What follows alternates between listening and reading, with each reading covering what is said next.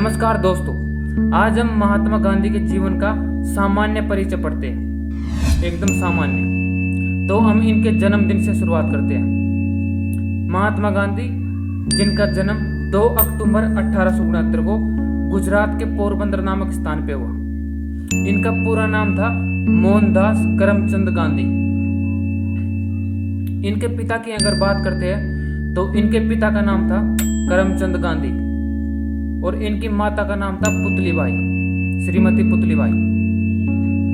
इनकी अगर हम पत्नी की बात करते हैं तो इनकी पत्नी का नाम था कस्तूरबा गांधी, जिनका विवाह लगभग ये जब 13 साल के थे तब इनकी शादी हुई थी। यानी महात्मा गांधी जब 13 साल के थे तब इनकी पत्नी कस्तूरबा गांधी 14 वर्ष की थी, लगभग 13-14 वर्ष की थी तब इनकी शादी हो गई थी। महात्मा गांधी जी के घर में 4 बेटों ने जन्म लिया, यानी महात्मा गांधी जी के 4 बेटे थे। इनका नाम है हरिलाल, मणिलाल, रामदास और देवदास।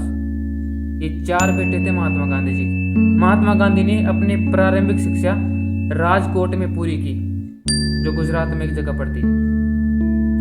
इन्होंने अपनी प्रारंभिक शिक्षा पूरी करने के बाद में कानून की पढ़ाई करना चाही और कानून की पढ़ाई करने के लिए 1888 में यानी 1888 में इंग्लैंड चले गए और वहां पे अपनी पढ़ाई पूरी करके बैरिस्टर बन गए, जो एक लॉ की पढ़ाई होती है, कानून की पढ़ाई होती है।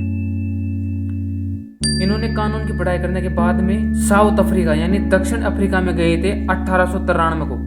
एक गुजराती व्यापारी अब्दुल्ला का केस को सुलझाने के लिए गए थे, क्योंकि इनके पास कानून की पढ़ाई थी तो कानून के जरिए से ये गए वहां पे ताकि केस को सुलझा सके।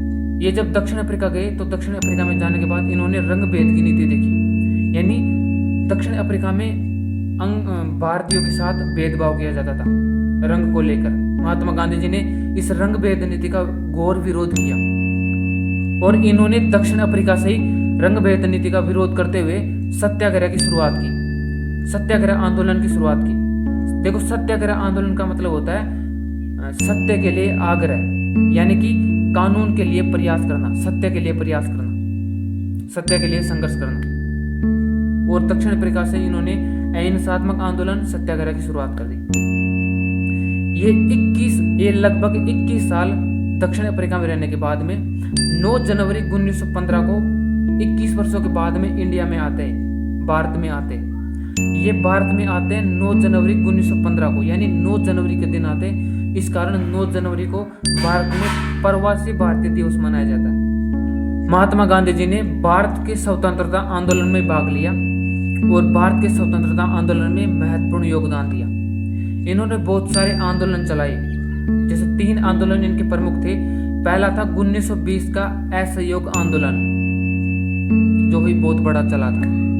दूसरा था 1930 का नमक तोड़ो आंदोलन या नमक सत्याग्रह आंदोलन, और 1942 में चलाया था भारत छोड़ो आंदोलन।